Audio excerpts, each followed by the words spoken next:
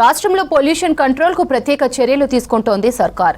ఇందులో భాగంగా కాలం చెల్లిన 2 వీలర్లు, కార్లపై ఫోకస్ చేశారు ఆర్టీఏ అధికారులు. గ్రీన్ ట్యాక్స్ చెల్లించక ముందే ఫిట్నెస్ చేయించుకోవాలని చెప్పారు.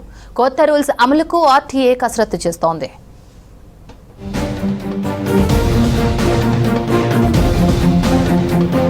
గ్రేటర్ హైదరాబాద్ లో 15 ఏళ్లు దాటిన వాహనాలకు తప్పనిసరిగా ఫిట్నెస్ సర్టిఫికేట్ ఉండాలన్న రూల్ అమలు చేయాలని ఆలోచన చేస్తోంది ఆర్టీఏ. ప్రస్తుతం 15 ఏళ్లు దాటిన వాహనాలకు గ్రీన్ ట్యాక్స్ కట్టి మరో 5 ఏళ్లు నడిపించుకుంటున్నారు.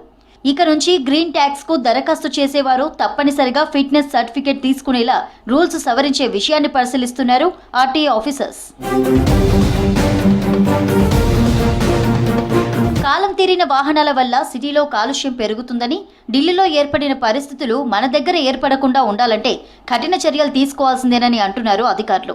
ప్రస్తుతం ఢిల్లీలో ఈ విధానాన్ని అమలు చేస్తున్నారని, కర్ణాటక, మహారాష్ట్ర, యూపీ, రాజస్థాన్లో కూడా ఈ నిబంధన అమలుకు ప్రతిపాదనలున్నాయని తెలిపారు. ఈ ప్రతిపాదనలు అమల్లోకి వస్తే ఫిట్నెస్ సర్టిఫికేట్ లేని వాహనం నేరుగా స్క్రాప్కే పంపించాల్సి ఉంటుంది.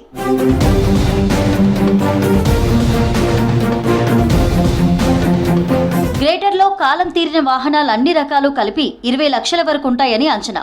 ఇందులో 16 నుంచి 18 లక్షల వరకు 2 వీలర్స్ ఉండగా 1000 ఆర్టీసీ బస్సులు, 3.5 లక్షల వరకు 4 వీలర్స్ ఉన్నాయని అధికారులు చెబుతున్నారు. ఇక ఇవే కాకుండా ప్రైవేట్ బస్సులు, స్కూల్ వాహనాలు, ట్రాన్స్పోర్ట్ వాహనాలు ఉన్నాయంటున్నారు. ప్రభుత్వ శాఖల్లోనే 10,000 వరకు వెహికల్స్ ఉన్నాయని చెప్తున్నారు. 15 ఏళ్లు దాటిన తర్వాత వాహనాలు ఫిట్గా లేకపోతే స్క్రాప్ చేయాలని, కానీ వాహనదారులు ఎవరూ ముందుకు రావడం లేదంటున్నారు. శివారు ప్రాంతాల్లో ఉన్న స్క్రాప్ ప్లాంట్లకు రోజు 100 వెహికల్స్ కూడా రాకపోవడాన్ని చూస్తే ఎన్నేండ్లైనా వాటిని నడుపుకోవాలనే ఉద్దేశంతోనే ఉన్నట్టు స్పష్టమవుతోందన్నారు.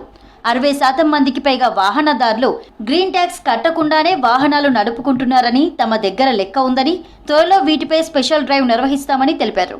అలాగే పాత వాహనాలను స్క్రాప్ చేస్తే మోటార్ వాహనాల పన్నుపై 10 నుంచి 15% రాయితీ ఇచ్చే అంశాన్ని ప్రభుత్వం పరిశీలిస్తోందని అంటున్నారు అధికారులు.